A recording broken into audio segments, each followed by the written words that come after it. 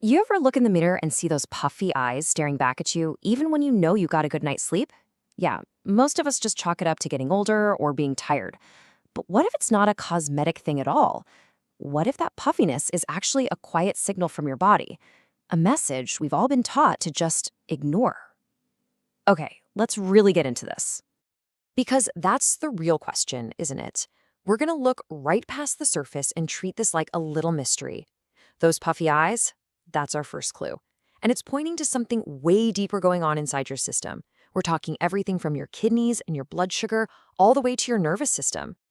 You know, this quote from Dr. Shigeaki Hinohara just nails what we're talking about today. Your face isn't trying to look tired.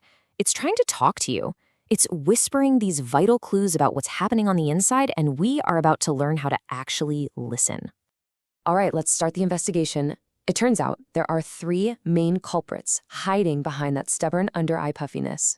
And surprise, none of them are just about age. They're actually signals coming from our diet, our mineral balance, and yeah, our stress levels. So culprit number one starts with something we all eat pretty much every day: sugar, especially the kind hidden in processed carbs. When we have too much, our body pumps out more and more insulin. Now think of insulin like a key that unlocks your cells for energy. But if you keep jamming that key in the lock over and over, eventually the cells start to ignore it. That's insulin resistance. And it has this crazy side effect. It tells your kidneys to hang on to sodium. And wherever sodium goes, water follows. And it loves to show up right in that delicate tissue under our eyes. And the way this internal struggle is described is just perfect. Your kidneys are working so hard trying to filter everything out that they're just getting overwhelmed by this constant flood of sodium and fluid. This analogy of a drain pipe fighting a rising tide, it just brilliantly paints a picture of a system that's completely overloaded. And listen, this isn't just a theory. There's this great story about a man who came in feeling tired and foggy. The very first thing the doctor noticed was the puffiness around his eyes, and all he did was cut back on processed carbs. That's it. And the swelling went down, his blood pressure softened, and his whole face began to change. His body finally got a chance to just breathe. Okay, so if sodium is the bad guy that's holding on to all this fluid, then potassium is the quiet hero that helps our body let it go. It's sodium's partner, right? But when we don't get enough potassium, which is super common, by the way, our cells can't do that critical handoff. So they just cling to the sodium and all the water that comes with it. You can really see it here. Sodium and potassium have the exact opposite jobs. Sodium's message to the body is hold on, tense up. But potassium, its message is release. It lets our blood vessels relax, and it helps our kidneys do their job without all that strain. It's like a dance, and when that dance is out of balance, the whole system just can't let go. And this brings us to our last culprit, and honestly, it's probably the one we overlook the most. You could have the perfect diet, but if your nervous system is constantly stuck in high alert mode, that puffiness is going to stick around. See, chronic stress releases a hormone called aldosterone. Think of it like an emergency brake that tells your body to hold on to sodium as a survival tactic. Your body literally thinks it's in danger, so it's trying to stabilize itself. But the cost is that all this fluid gets trapped. Okay, so we've found our culprits. Now what? What can we actually do about it? How do we send a signal of safety back to our own bodies? Well, let's get to the solution. A simple 4-step ritual. It's designed to talk directly to your nervous system and your lymphatic system to bring things back into balance. Now, these 4 steps aren't just random things to do. They work together. They're a sequence designed to turn off that internal alarm, wake up your body's natural drainage system, and bring back healthy circulation. Each step is small, yeah, but when you put them together, they create a really powerful shift. So let's start with step 1. This is the most important one, really. It lays the foundation for everything else. You can think of this as the master switch for total relaxation. It all starts with your breath. It's so simple. Just by taking a few slow breaths where your exhale is just a little bit longer than your inhale, you send a direct message of safety to your body. That message travels down what's called the vagus nerve, which is basically the superhighway between your brain and your body, and it tells your entire system, hey, it's safe. You can power down, you can let go of what you're holding.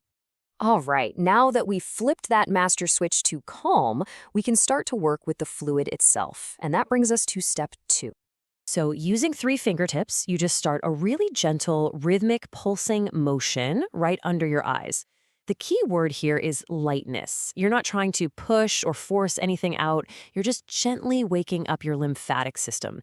That's your body's own amazing garbage disposal network. It's designed to clear out waste and extra fluid. And in this case, a super soft touch is actually the strongest medicine.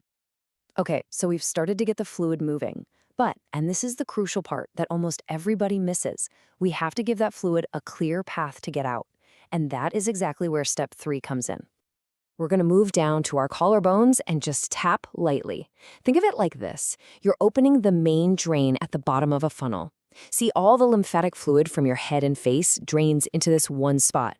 So by tapping here first, you're basically telling all that fluid you just loosened up, hey, the door is open. You've got a clear path out of here. Now that the main drain is officially open, we can go back up to the eye area for the very last active step in this ritual.